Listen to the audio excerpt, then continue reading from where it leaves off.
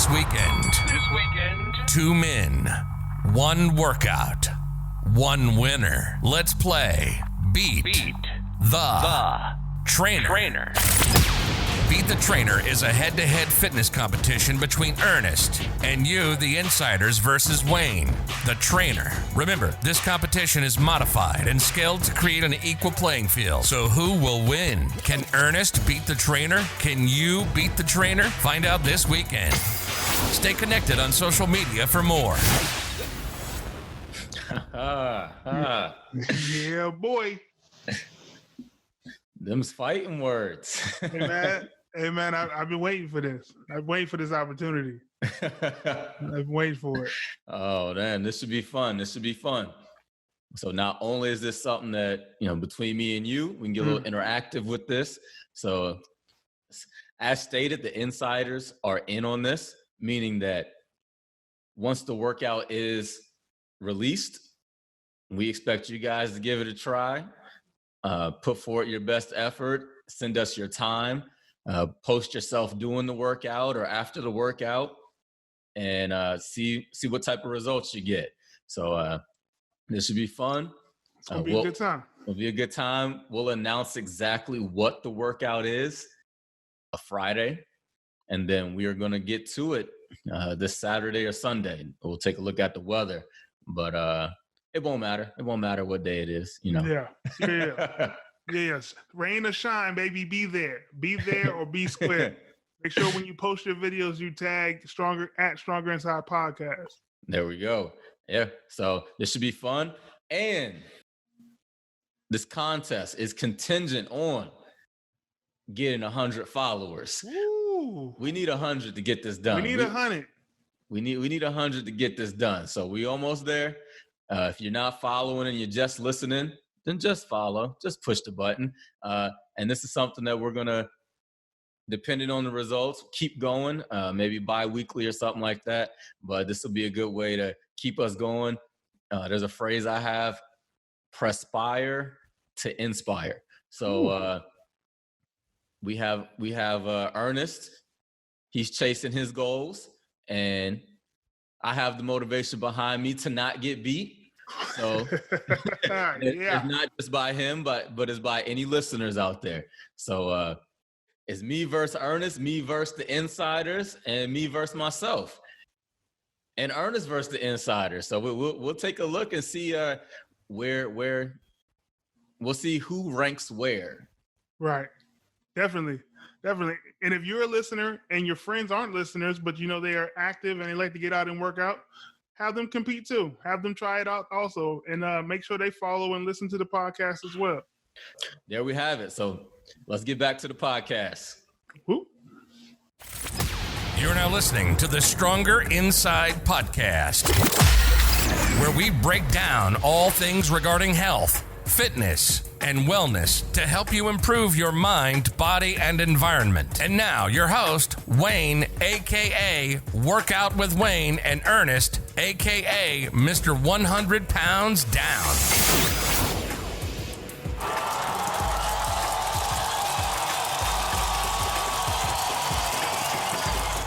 What's up, man? We're back for another episode. Yes, sir. How's it going? Man, I'm doing well, Still in quarantine, so still working out, running a little bit more now, but doing well. Good. We've been seeing you making progress. A lot of people are behind you and showing a lot of support, after kind of getting that message out there that you've dropped 100 pounds, and maybe kind of them seeing the pictures and maybe even some of the workout things you've posted. You might even inspire some others through that. Hey. Yeah, man, it's a beautiful thing, man. It's a beautiful thing. I like I said, I appreciate all the support. Appreciate you for, that initial push. My wife, my family. By the grace of God, man, I'm able to continue to move forward and do great things. So it's beautiful. Good. That's what we like to see. Hopefully more people are going to get on board with their own personal journeys, and the more podcasts they listen to, maybe they'll be able to continue or start, or just overall just kind of be more positive about health and fitness. Absolutely. All right. So let's get into our topic today. What you got? What we going to talk about? Frienemies. How many of us have them? Frenemies. Yeah. So what is the definition of a frenemy? I actually looked it up. And believe it or not, I guess this is a real word now. I didn't think it was a real word. I guess there's actual definition for it. It's a Scrabble word.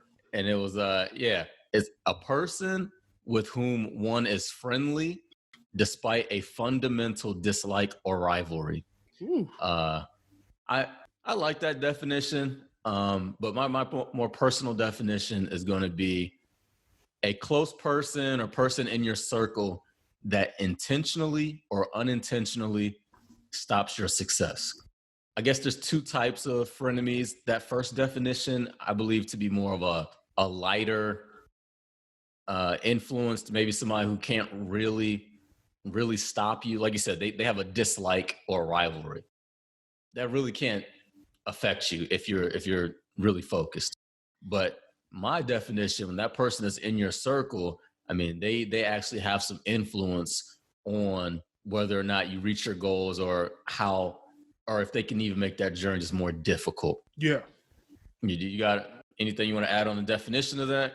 So, I think as far as someone who, purposely causes those hurdles or increases the height of those hurdles for you when you're trying to overcome.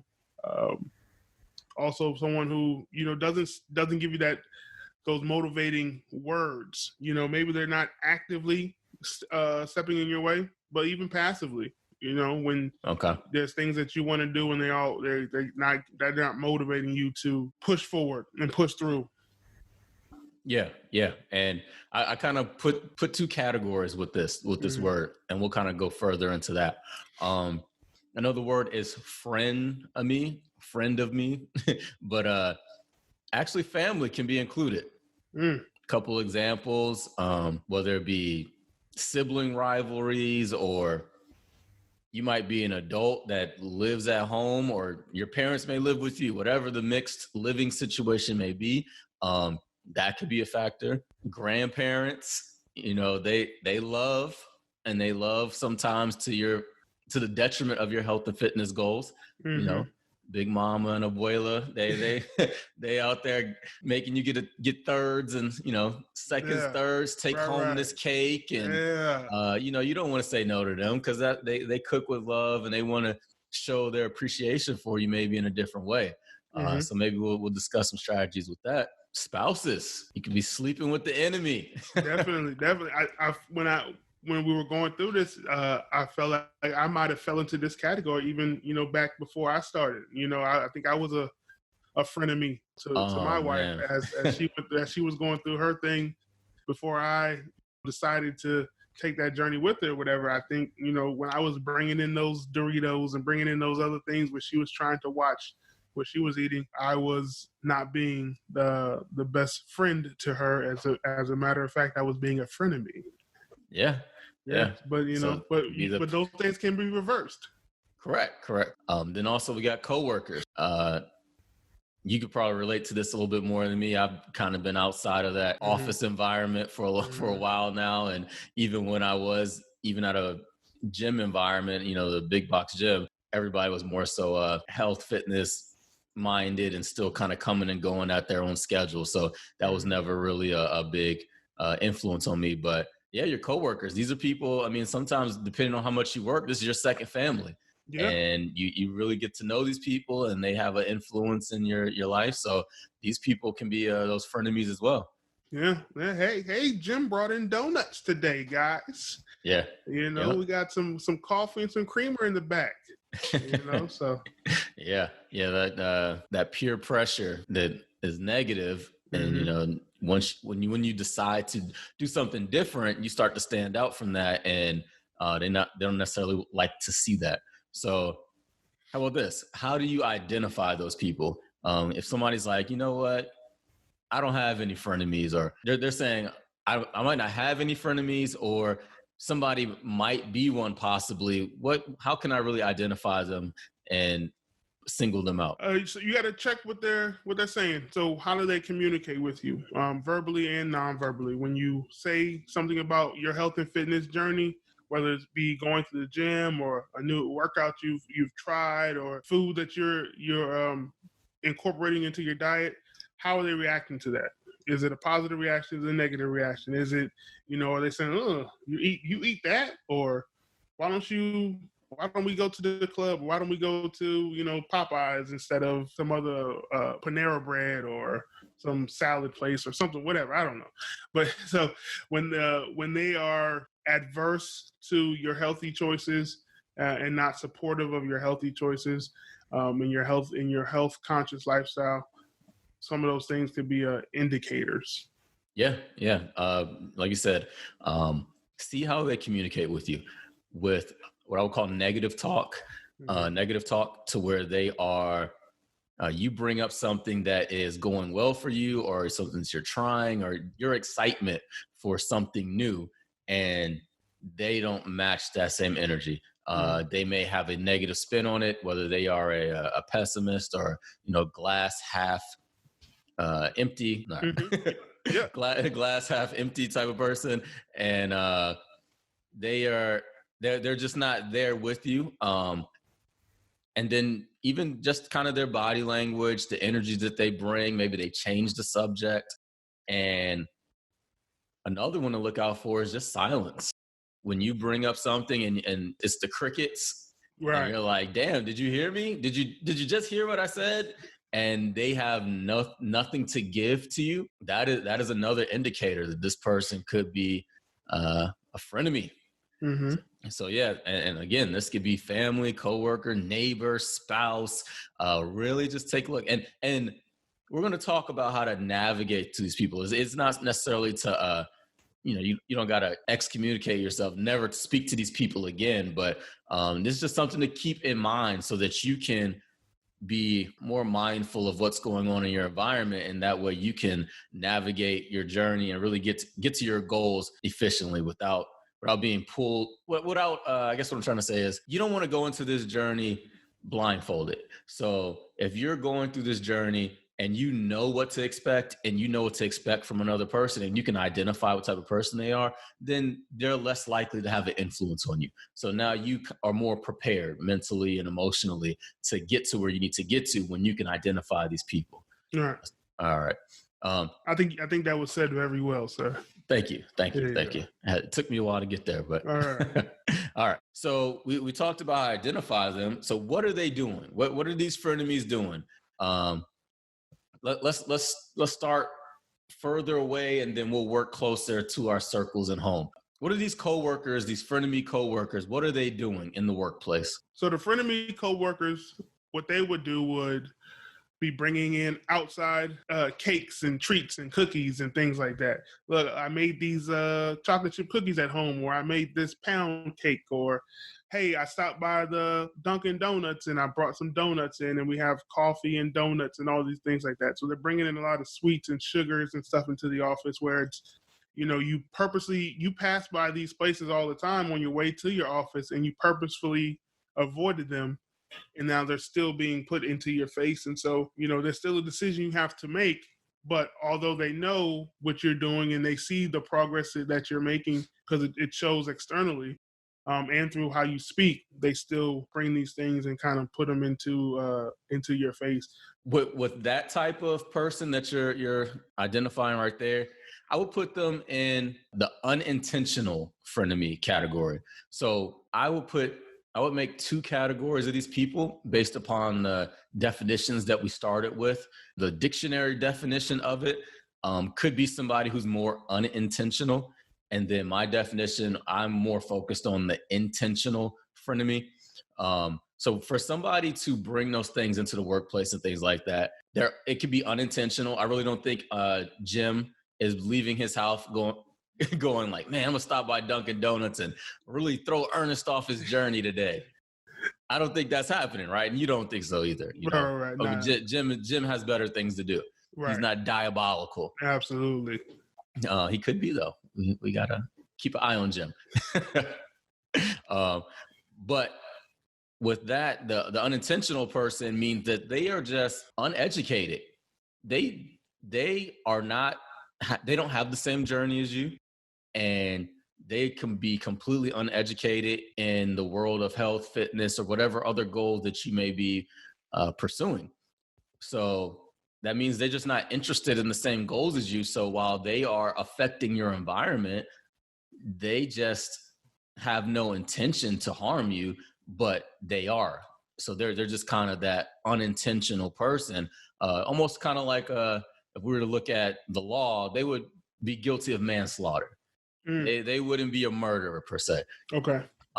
And just to touch on a phrase I use a lot, especially with my clients, they've heard me say this, and we'll get into this maybe in a later episode.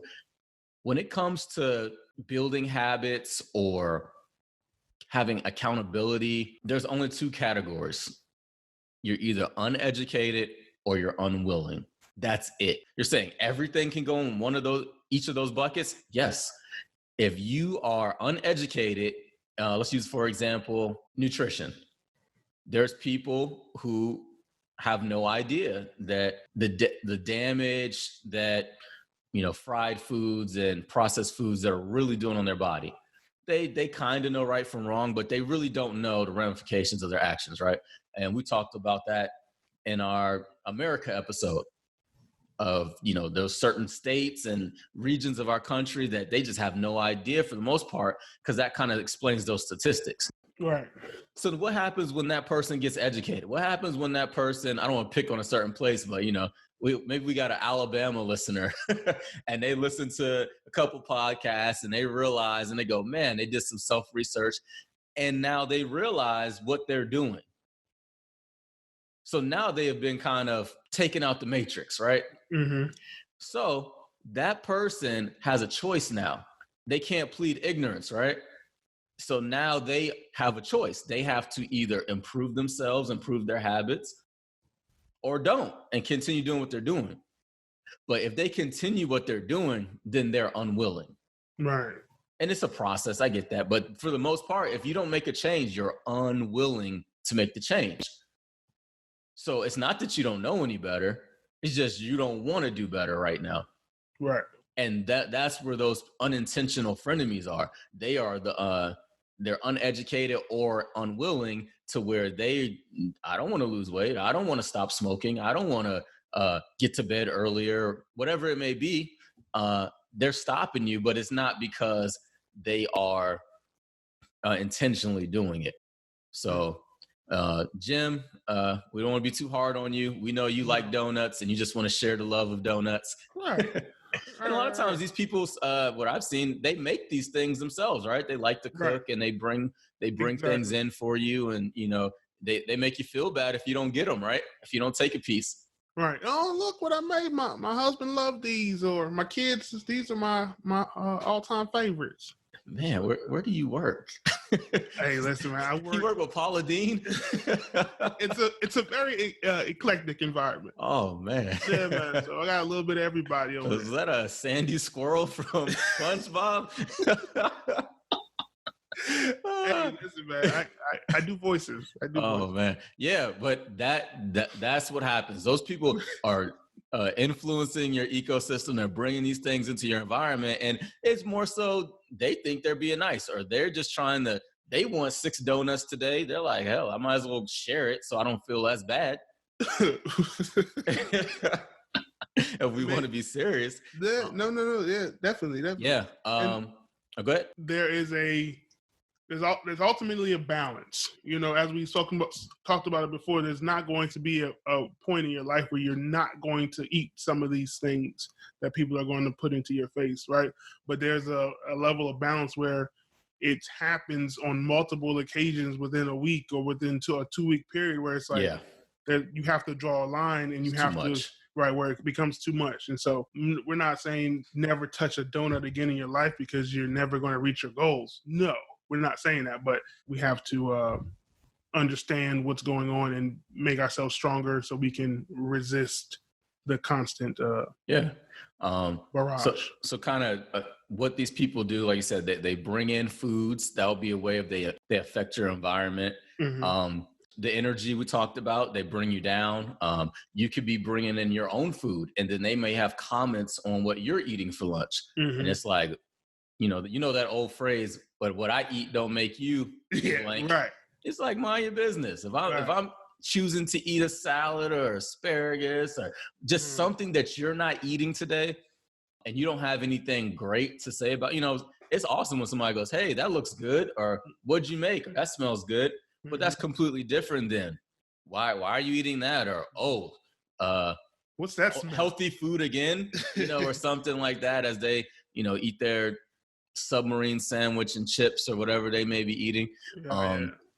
Yeah. So then they are making it a thing, which could, depending on who you are, bring your energy down, and maybe even make you want to go eat in your car, make you want to go eat in the break room or away from these people, so that you have to avoid these conversations, because everybody's different, and maybe that could affect somebody. So those people bringing you down could make you not even feel comfortable practicing healthy habits in front of these people.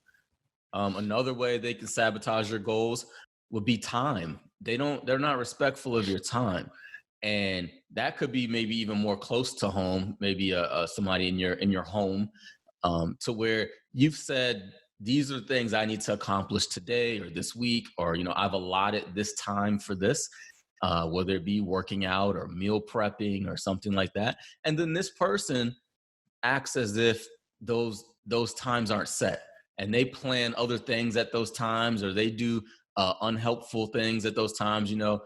Hey, can you watch the kids? But I just said I have to work out at 6:30. Why are you planning something around my time? They're not being respectful of your time. And we're busy people. Say you only have an hour 4 times a week. So now you have to either miss a workout or meal prep or whatever it is. But it could be even something as mindful, or something like, maybe you just want to start reading 15 pages a day. Right. And if that person's not respectful of your time, and that could be maybe, who knows, a mother-in-law who's helping, who lives close or lives with you and babysitting, whatever it could be, that arrangement, or that relationship. If that person's not respectful of your time, then you're not going to be able to get these things done consistently either. When you said that you were possibly a frenemy, were any of these things you were guilty of? There's a statute of limitations, so you're safe. Yes, definitely. If you're listening, baby, I apologize. So I would say I was a frenemy when it came to bringing in outside food that wasn't healthy. Right. I was a frenemy when it came to, she was tired and she didn't want to cook. So instead of me cooking, I said, well, let's just order something. I was a frenemy when it came to making those body language gestures, when it came to, her trying something different or trying some type of healthy food choice or something like that, when I wasn't feeling it, or it didn't look appealing to me, didn't taste the right way, or didn't look the right way, or didn't smell the right way. Yeah. I often found myself, when she wanted to work out, I didn't have a problem having my son and being with my son during that time. So I think her exercising was never an issue. But as we learned, our calorie intake is probably our biggest stumbling block on this whole process. So when it came to, eating and things like that, I wasn't the best friend to her. Okay. That's then. big. That's huge to admit that. A lot of people won't do that. A lot of people won't admit that they were that type of person. Maybe even if you're listening and you're having some relationship dynamics or clashing, going back and saying, hey, I'm sorry for that, or that was something that we went through, and I should have supported you better, and I'm glad we're in a better place now, but I would like to kind of apologize for that. And that might even strengthen your relationship. So if you have been a frenemy in the past, maybe go back and apologize. Be a big person, Yeah. All right. So another thing people are doing when they sabotage your goals, false support, meaning that they either start with good intentions, saying that they will do something with you. You've had probably these office challenges and coworkers, they start something, and then by if it's a 3 weeks or 4 weeks or whatever, by the second week they've fallen off. Mm-hmm. And that's fake support, because if you were 100% serious and you were ready to ride this thing all the way through, and then by week 2, your good friend that's a coworker has fallen off and quit on you, now you're all alone. And it's basically you and the challenge, which is fine. That's a test to how much you really want to do something. But sometimes it's better off if a person is not serious about something, just say, I'm not serious. Just say, hey, you go ahead and do that. I'm going to cheer for you on the sidelines. You go kill it. But I'm not in a place to do a step challenge or a no sugar challenge or whatever, because all you're doing is setting somebody up for disappointment within you. And then that could even damage the relationship a little bit. Right. Yeah, absolutely. Especially like you said with that, like the no sugar challenge or something like that. So if we're deciding to do a no sugar challenge for a month and we're going to cut out sugar for 30 days, and I come into work and you're drinking your macchiato or something like that, and I'm like, oh, what's going on? Oh, yeah, I decided I couldn't do that no more.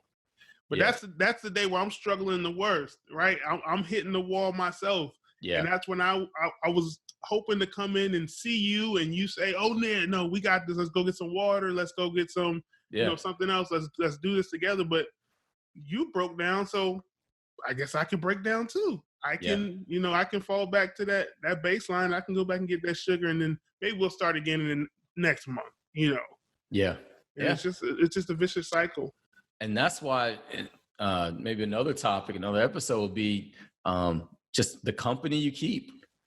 That's really gonna. They say you're the sum or the average of the 5 people around you, pretty much. So if you have a bunch of, I don't want to call them weak people, but maybe people who are struggling with certain things, or people who start things and quit a lot, people that could be frenemies. If that's your complete, if that's your whole circle, then you're probably not going to be that successful. And you probably need to maybe start looking around and saying, how can I get around some more like-minded people so that I can just make my journey and my day-to-day easier? Right. Because you don't want to fight every day. Well, it's like all my life I had to fight. Like you don't want to do that. Nah. If you don't have to. You want to make things a little bit easier. Yeah. You don't want to deal with a bunch of harpos all the time. No. Life can be easier with the company that you choose to keep. But if you choose to stay within that environment, then hey, maybe you deserve it. So negative talk. Some of the things they say, maybe they are joking about it. You kind of mentioned some of those things of, oh, you're eating that. Some of these people they'll use sarcasm, or even they'll say you don't need to. Imagine this, Ernest. You've made a huge transformation, right? Yeah. And this possibly could happen to you soon. Somebody might come up to you and be like, "Well, you're done now, or you don't need to lose no more weight, or what you working so hard for? You're good." People they'll say that to fit people in the gym or whatever, walk up to them, "Hey man, you're done here. You've had what are you doing? You don't need to do anymore. Your muscles don't need muscles." Yeah, they're like, "Hey, you don't need to see that." And you'll see that a lot, more so probably with women that speak to other women, and they'll say, "Oh well, you're skinny, you're thin, or you don't need to lose anymore." And they just kind of use these words that none of those words have anything to do with fitness. None of those words have anything to do with health. Skinny and thin have nothing to do with fit or health. When I hear skinny, I think of olive oil, Popeye. I think of a person who is not strong. I think of a person who's not healthy. So that shouldn't be your goal. Your goal should be to be the most fit, healthy version of yourself, which would result in you being lean. And there's a difference between somebody being lean and fit than a person being skinny and thin. And if we can change the way we talk to each other, because those words really mean a lot. If we change the way we talk to each other, then maybe we'll start to view each other differently and view ourselves differently, and maybe not chase certain things kind of like the thin and the skinny, because if you can't do anything, doesn't matter. Right. No, if you can't do a squat, if you can't carry your groceries in the house, it doesn't matter if you wear a size 0 or whatever it is. It's not going to be a fun existence for you. So yeah, so for me, I've heard you're wasting away, or yeah, I'm far from wasting away, my guy. You disappearing, Ernest. Where you going, man? Exactly. Oh yeah, it was like or you get the, well, when are you gonna stop, or how or you do get the people that say, well, how have you lost this weight, and then you go into the telling them what you've been doing, and it's like, oh, okay. It gets quiet. Yeah, I told you that was going to happen. Yeah. I told you, and you probably didn't believe me at first. No. Because it sounds crazy, but I told you, when you tell the average person how you've accomplished what you've accomplished, they will not be excited. Yeah, how I accomplished it was, making better food choices and working out more consistently, or working out at all, and then being consistent with it. And that isn't a sexy story. No, there's no magic product. There's no magic system, and really what it does, it tells them that they can do it too. And when somebody says you can do it too, it's like, well, I don't want to believe that, because now that means I should be doing it. Right. Yeah. So for somebody to, what are some of the things you've heard when you've told them pretty much the lifestyle changes that you've made? It just gets quiet. There's not really. It either gets quiet, or it's like, okay, well, that's good. But it's not people that are already fit, and they're like, oh, yeah, I'm glad that you're doing this. Whatever you've been doing, that's awesome for you. And then, but what, I'm good because I'm doing my own thing over here. But it's mostly people who, are in the situation I was in, or are in a situation where maybe they need to improve. Yeah. And so it's never let me get some contact information, or let me find out, some more about your trainer, or, what types of exercises are you doing? What types of food are you eating? What is your workout regimen like? It's never they never try to dig deeper. They just want I think they want to hear something that is extreme and extravagant, so that maybe that can validate their reason for not wanting to do it. So they be like, oh, that sounds like a lot. I can't do that. But when it comes to, they want you to say, I started running 6 miles a day, or, I'm doing intermittent fasting. I only eat 20 minutes a day. Right.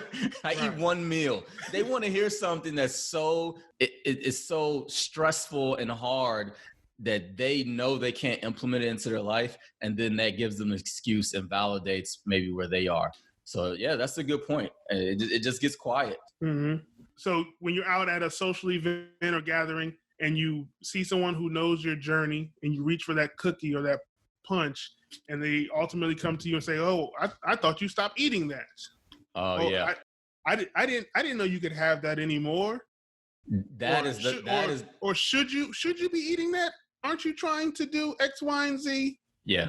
Come on, lady. Come on, guy. That is the sarcasm frenemy, because now they feel as though you put yourself in a superior situation. You have basically, through your habits, not your words, said that I am, quote unquote, better than you. And that was never your goal. Your goal is to better yourself. Mm-hmm. But because you've constantly in front of them made better choices to improve yourself, which just don't match their choices, now somebody feels like they can pick on you and say, well, you're not supposed to be doing that, or you're not supposed to do this. But really, the only reason you're having success is because of moderation. Mm. So maybe you're like, yeah, I'm eating a cookie today because it's the only cookie I'm eating all week. Right. So let me enjoy it. Fall back. Not only that, but I just, when I woke up this morning, I did a workout. I did some stretching, I did X, Y, and Z. I drank my water. Yep. I had, breakfast I had some vegetables and some protein. At lunch I had some vegetables and protein. Now it's let my hair down a little bit. Exactly, and that's what life is. You still have to live, like you said. You're not going to go life without ever eating a donut again. And that's something I've experienced a lot. To where I would go out with friends, or we would go hang out or whatever, and maybe go into a restaurant or a bar or something like that, or even hanging out late. And I've eaten 2 jumbo slices in a night. If anybody from this area knows, I've eaten 2 of them at the end of the night. Guess what? I did everything I was supposed to do that day, probably.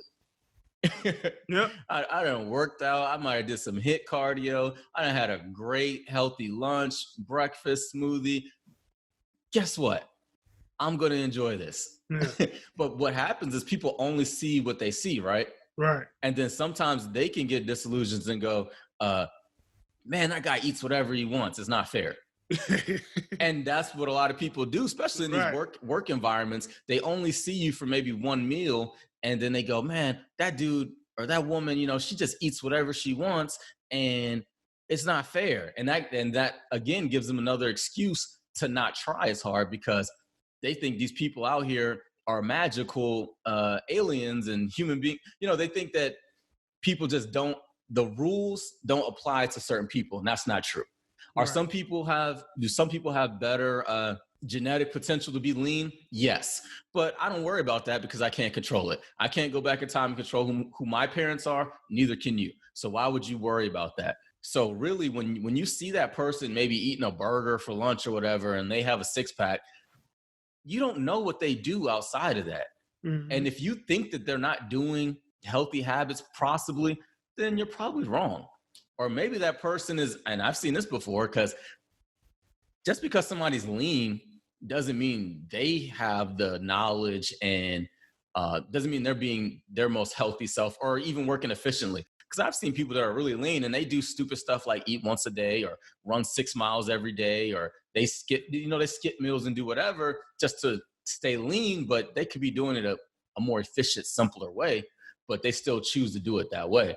Right. So you could even be witnessing a person like that, to where this person is eating this one meal in front of you. He's not going to eat dinner. He's going to go run 6 miles later. And then you go, it's not fair. Well, it kind of is fair, because he is sacrificing and still putting themselves in that caloric deficit that we always talk about. Mm-hmm. So it's so important to really lock in and don't lose sight of the rules that we talk about in terms of weight loss. Really don't lose sight of your own goals. And then that will stop you from bothering somebody else. Yeah. I say to myself, man, I see people, if I want to talk to them about it, I engage in that healthy fitness type of talk and kind of figure out kind of what they're doing, seeing how that is helping them. And I might give a little bit of my opinion or give a little bit of what I've been going through.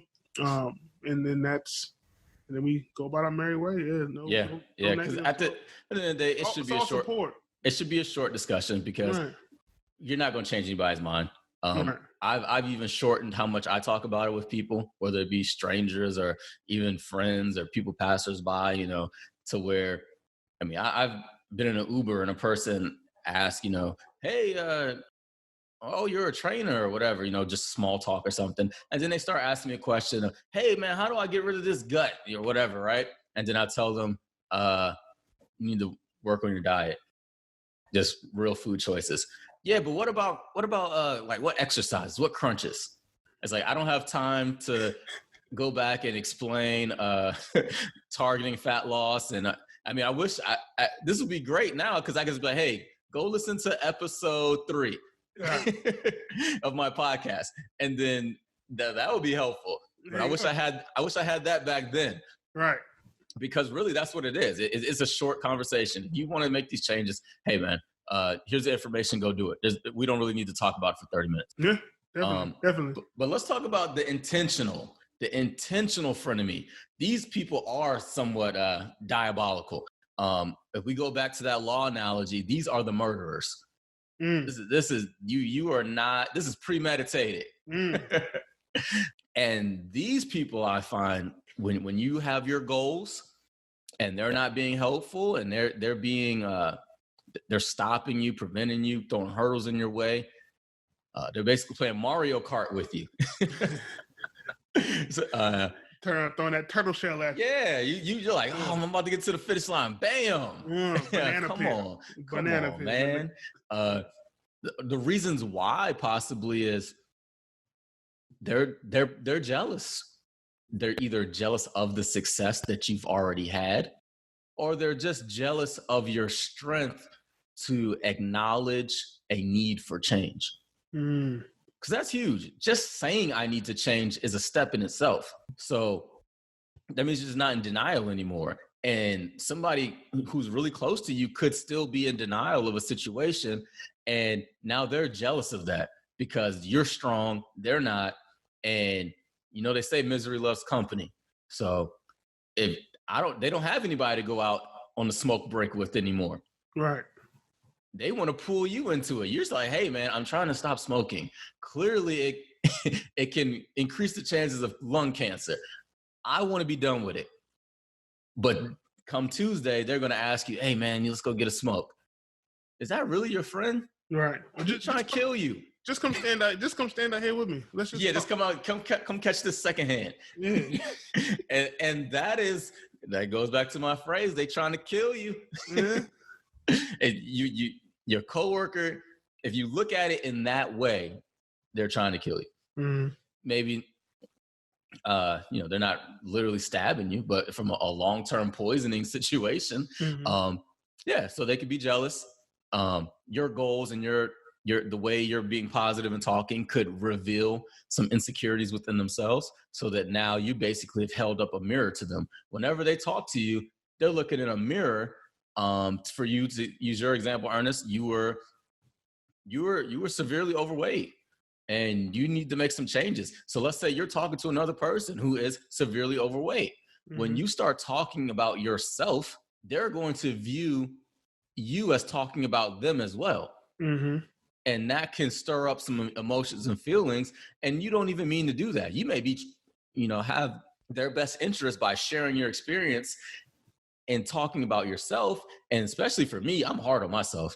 So I actually have to watch how I speak about myself to other people, because somebody may think that I think that about them. For me to be like, oh, I gained 5 pounds, I'm getting fat or whatever. And then somebody else who may be not as fit as me, in their head, they're going, well, this guy thinks I'm fat. He thinks I'm lazy. Right. And I'm just being hard on myself. Right. Because I'm only in competition with myself. And if you have that mindset, then you won't have those feelings when somebody else is talking to you. So yeah, when you were speaking to other people, did you ever feel that?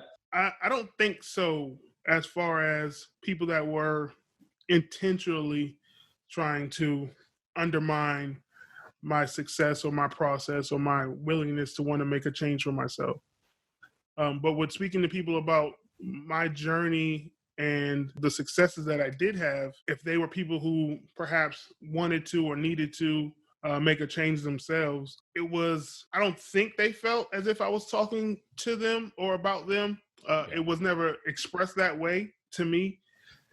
And if they did, then I hope that wasn't the case, because my whole point in this whole process was initially I wanted to be healthier and happier for me and my family. I would talk to people, and it was never you need to do this or you should try doing this.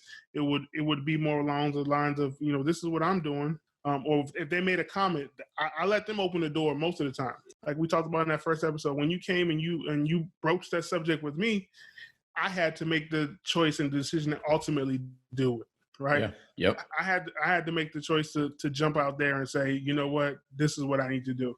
So no matter how much you feel about it, no matter how much people around you kind of push you in that direction, it's ultimately your choice to roll with it and to go through it and to pursue it. Yeah. Yeah. We did mention the intentional person, but sometimes people kind of slide back and forth. But what I was mentioning was the insecurities that come up. Usually that is the unintentional person. But sometimes it can be either or. But yeah, like you said, it's a personal decision. And when you made that decision, that takes us to another point. The frenemy may not be ready for the new you. So I like old Ernest. That's a word. That's a word right there. I like old Ernest. I don't like new Ernest. Come on, man. I'm trying to get some wings and watch the game. Listen, come on. What? Sometimes, I don't want to eat. I don't want to sometimes- eat celery and drink water with you, Ernest. This new Ernest, this dude, man, he's no fun. I'm Listen, trying to.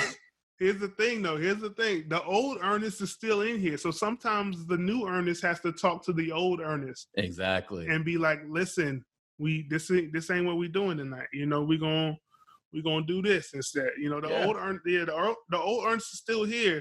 Yeah. And so that's what makes it even harder when you have outside forces pulling that old Ernest to the surface. Correct. You know, because I'm fighting the old Ernest myself. Exactly. And so when you're helping the old Ernest, Good you know, point. it makes it even harder. You know? Yeah. They want they don't like Buddy Love. Hey, listen. They want Professor Clump. Listen, man. And I'm trying to get in that sports car, baby. We don't want no issues.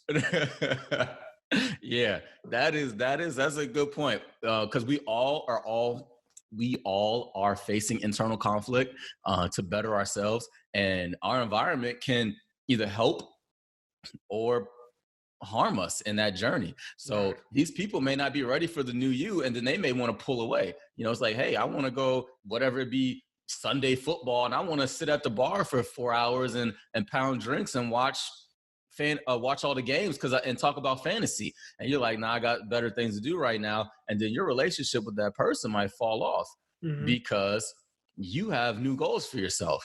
And they're just not ready for the new you, because really, if that's your really good friend, they're going to find other ways to interact with you. Right. They're going to say, hey, man, that's great that you're not doing this right now, but swing through this day, or let's go do this. It doesn't have to be on their terms or whatever that environment that you were trying to make a change with. Right. So, and that could be, this is where it gets close, you know, where it could be that spouse, that person in home, because your home is your comfort zone. And let's say, for example, we watch our shows and drink some wine and, you know, whatever it is, it's that comfort zone. And you say, hey, I want to change this a little bit. Right. Maybe Sunday nights, I want to watch one show and then read a book. If that person is not ready for the new you, it's going to be some drama. It's going to be some conflict, because they don't want to sit on the couch and watch that show by themselves with a glass of wine while you're in the back reading your book. Definitely. And you're going to have that conversation. And all these things tie in. They all tie in together, whether it be the jealousy, the insecurity, they're not prepared for the new you. That all ties in. So I guess what I like to always say is if we're going to talk about issues and problems, we need strategies. We need strategies for solutions. We can't just talk about problems without solutions. So what are some solutions, and how can we deal with frenemies? Because they're going to be there. It's going to be a part of life. How do we succeed, and how do we deal with them and navigate with them, and then possibly even turn these negative experiences into a positive one? My number one solution is what's the Raiders owner, the Raiders investor? It was Is it Al Davis? Al Davis was their Al Davis, owner, but he's passed away since. Yeah, and he used to say, "Just win, baby," right? Just win, baby. Yep. Just win. That's an interesting phrase, come from the Raiders, but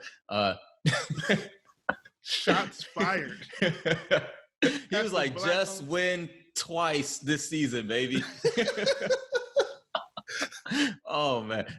But yeah, just win, baby. That's really all you can do, because everybody loves a winner. If you are being successful, let's say you start your journey and you are killing it 6 months in, 8 months in, everybody who was a friend of me, everybody who was throwing hurdles in your way, if they're really your friend, they're going to come back around, because you've established boundaries. You've told them that this is what I'm doing, and now they have a high level of respect for you and your decisions, because you are sticking to your guns. And people respect people who do that, whether they agree or not. They go, this is what they're doing, and I have a lot of respect for that. So they know that they can't sway you. They know that they can't pull the old you out anymore. They know that you have set boundaries on your time, whether it be your schedule. And they say, man, this person is doing great. They're doing better for themselves. And they're truly my friends. So I'm happy for them. And then also they say, man, you're kind of inspiring me a little bit.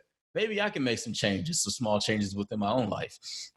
And guess what they're going to do? They're going to come back around, and they're going to come back and say, hey man, how are you doing? I'm happy for you.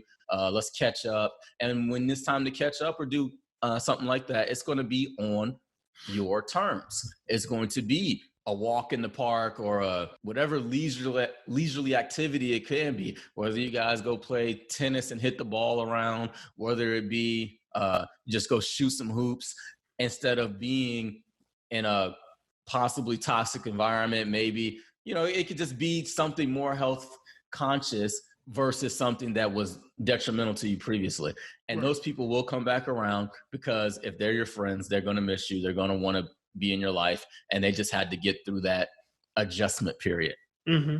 So really, when you win for yourself, you're raising the bar. You are raising the bar for your social circle. And then what happens when 2, 3, 4 people raise the bar? Now, maybe you didn't have to get new friends. Maybe everybody's just doing better, and it's a better environment. Right. But sometimes it takes one, sometimes it takes two. And then it can be that positive peer pressure. And I've used that phrase before. Instead of, peer pressuring somebody to do something negative, hey man, come try this new food, or hey, take another drink. Don't go home early.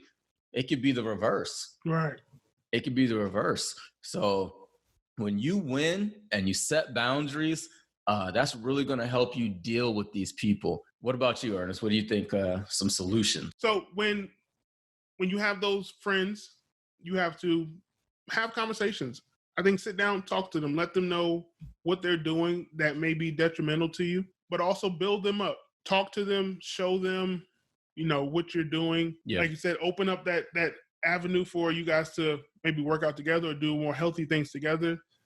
We have a group called The Core at my church. And so we do workouts. We do workouts together, whether it be on Zoom. There's somebody who might do a Zoom workout, or we'll have a group workout at our church. Okay. But we have that, we make sure that we are supporting each other in our That's great. Our fitness goals and things like that, as well as, outside things, other activities that we can do that are just for fun.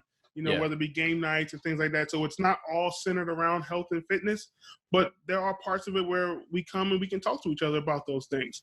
Okay. Whether it be, make sure we're drinking our water, or, whether what types of workouts can we do for certain things. And, I had to, talk to them about, that you can't target fat burning and things like that. But again, I'll make sure that they listen to our episodes when those come up. But all those things are beneficial, because it helps build that community around you. You want to be able to go to people who are like-minded and express yourself to them and have positive feedback.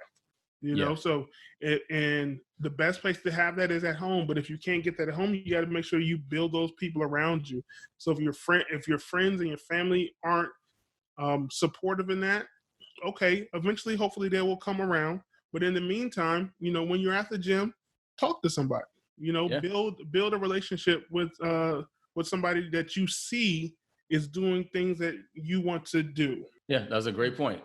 When you're in those environments and you're new to the gym, or you're new to just a different, maybe you're doing a class or something like that, and you start to meet these people, you're going to a yoga class, and don't just go in there and shut off and then go back to your old world, and then you're the only person in your world doing yoga. It's going to be beneficial to have 2 or 3 people that you can network with, or even if you follow them on social media, you'll see what they're doing, and you can establish maybe a bond or a lighter relationship with this new person, to where now you have somebody doing some more like-minded things with you. So that's a good point, Ernest, because what doesn't work is avoidance. You cannot avoid these situations, and you can't try to tiptoe around it. Meaning some solutions or some strategies people have, they will not share their goals with other people. So let's say you went into your office situation, you went into your family situation, whatever, and you just kept all these goals to yourself. Now people don't know how to respect your boundaries. They don't know what you're doing. You just switch up and just stop eating donuts one day, and they're constantly asking you. Sooner or later, they're going to ask you, why are you not doing these things? You can't just keep it to yourself. It's not going to work, and you're more likely to fall short and quit before you get to your goal. So keeping it to yourself is just never a good solution. I've heard that before. When I played basketball and I was going through high school, college, even playing a little bit after college, my goal was to play at the highest level. And I was never shy about sharing that. I'll share a quick story. When I was in junior college in Frederick, Maryland, it was before a game. And our coach, we had a really good team. We would win 20 games a season. And I was there for 1 year, and it was before a game. The coach was talking about something.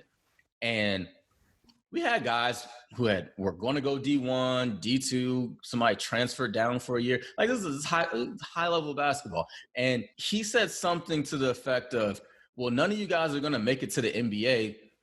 And it was just in his casual conversation. But he basically told everybody, all his players in that locker room, that none of them would make it to the NBA. Which statistically, he is right. He's right statistically. And he was right, because last time I checked, nobody in that locker room made it to the NBA. But for you to tell somebody that, for my understanding, now you're telling me not to work as hard. Because if I work super, super, super hard, and I work and just black out and work hard, if I fall short, I'm still going to be very successful. I'm still going to have put myself in position to be successful if I work really, really, really hard. But if I don't, and I show up day to day thinking that I'm not going to advance, and I just put in a basic level, a moderate level of effort, what type of player would I be? What type of person would I be? Right. You can apply that to your own job. If you just show up, punch the clock, and go home, you're never going to elevate yourself in that environment. You're never going to get the raise. You're never going to get the management position, whatever you're trying to get. You have to do more. So for him to sit there and tell us and go, well, nobody's going to make it to the NBA in this room. And you could ask one of my friends. He was in the locker room with me. I raised my hand, and he looked at me like I was crazy. And because he knew my personality, I didn't even have to say anything. Right. I raised my hand, and he goes, oh, you're going to make it to the NBA? And I was like, I'm going to try. And then he went on and kept going what he was saying. Yeah. So after he talked, I can't remember, it was so long ago. I know a couple of teammates probably said something. And one of my close friends that I went to high school with, and he played on the same team with me in my junior college, he was like, man, you're crazy. But he knows how hard I would work and how serious I took things. Absolutely. But he thought it was funny. And also he probably wasn't surprised. Right. Because I told this man, I said, I'm going to try. Like, you're not going to sit here and tell me that I'm not going to accomplish my goal. The only reason I'm at this junior college is to play at a bigger college, to play at the higher level. Right. So you're telling me that I'm not going to be what I want to be. And was he a frenemy? I don't know. Possibly. Right. But that was something to where you have to stand up and verbalize your intentions sometimes. Because now the people around you are going to respect you and look at you differently, instead of saying, oh, he's average or he has average aspirations. They're going to say, okay, well, they taking it seriously. All right. That was something that, just another example of, to where don't let somebody tell you what you can do or what your goals are. What success is for you. Right? Yeah, no, you set your own boundaries. And if you fall short, there's nothing to be embarrassed about. I think that's part of it. A lot of people don't want to verbalize what their goals are, because if they fall short, they feel like they're falling short in front of people. And then now they are kind of embarrassed about it. Oh, I made a big declaration of getting healthy. And then 2 weeks later they stopped, and now they're embarrassed, their tails between their legs, and they don't really want to show their face around the people that they made that declaration in front of. So that's, I understand that, but guess what? Use that as fuel. Use that to push you. Because I know if you gained 80 pounds back, some people might be scratching their head. Yeah, definitely. Exactly. But you put yourself in position now to where you're going to honor and live up to what you've pledged yourself to do. And you have no problem sharing your goals with people. Right. So yeah, you got to speak up. Speak up. Yeah, definitely. I think when I started this, I was probably in that category as far as maybe not wanting to share as much, especially in the beginning, because the path in front of me was so daunting. Yeah, it was a huge. You was looking uphill, man. Yeah, it was a huge undertaking. But now that I've reached such a milestone goal, I feel like success is around the corner, so to speak, for me. And putting that out there to the world and letting them know how successful I have been, and the outpouring of love and support and words of encouragement has motivated me even more, to push forward and to be more conscious and to work harder to try to get this goal. And it's not for them, so to speak, but it's their support is definitely motivating. Yeah.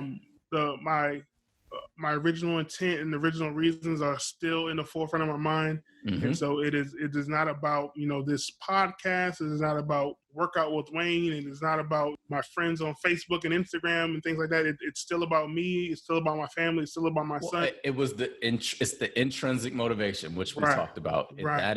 That is, and all these other things are just a byproduct of that by you sharing it, whether it be social media, podcasts, or whatever. But you're not doing it for those reasons. You're doing it for the reasons that you stated. Right.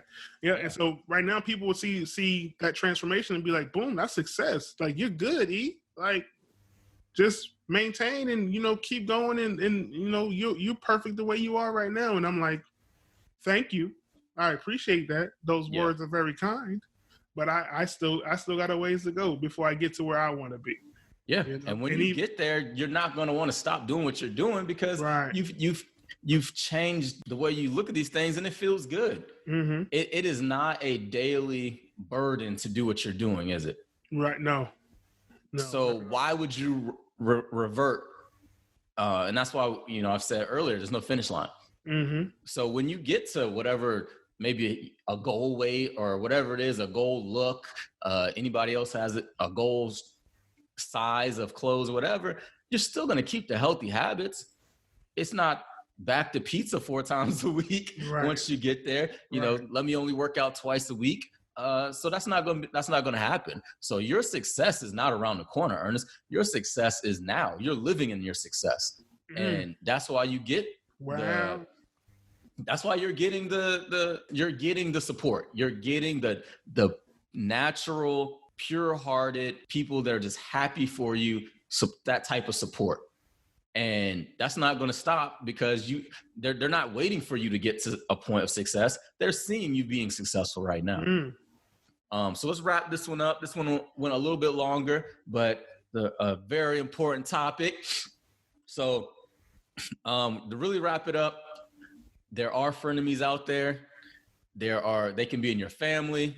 They can be your spouse. You can be in a relationship with them. You could be a parent and be a frenemy to your child. So really, if you want to take a look at yourself and others listening to this episode and say, am I being a frenemy to others? And why am I possibly stopping somebody else from hitting their goals? What's going on with me? Am I insecure? Am I jealous? Am I missing something in my life? That's a possibility. And then if you can identify these other people who are frenemies within your life, maybe you can, you don't have to cut them off. Maybe distance yourself for a little bit after you have a conversation with them. But you have to be aware of who these people are so that you can get to where you need to get to. For the most part, there's not going to be any severe situations maybe to where you have to do an extreme cutoff, like I'm done with you, never talk to you ever again. Right. But really just identify, and these people can change. There's hope for you frenemies out there. There's hope. You can change. You can do it. You can be a better person. You can be happy for somebody else. It doesn't even mean that you're changing your own goals. It could just mean you're changing your attitude towards that other person. And you are being more supportive. And, it's not crickets when they share something that is going well for them, because that should never be the case. Right. You would never be like, hey, I just got my doctorate degree. Yeah. Oh, all right. Well, hey, what do you want to do for lunch? Right. Because that's what happens when somebody goes, hey, I just, whatever, I lost 20 pounds, or I'm in a new dress size, or I'm 20 days without sugar. And you give them the crickets or the change of topic, you're not being a good friend. You're not being a good friend. So I hope some of these personal experiences were able to help. Yes. We want less frenemies out there. We want less frenemies within the family, especially if you are within the family. Please have those conversations. Please get on the right page with your loved ones so that everybody can be stronger inside. See how I did that? Yes. All right, let's wrap it up. And until next time. Yep, we out. Thank you for listening to the Stronger Inside podcast. If you're listening on Spotify, follow us. If you're listening on Apple Podcast, then subscribe. Make sure you stay connected with us via social media on Instagram, Facebook, and Twitter at Stronger Inside Podcast. Remember, every like, comment, and share spreads the message of health, fitness, and wellness.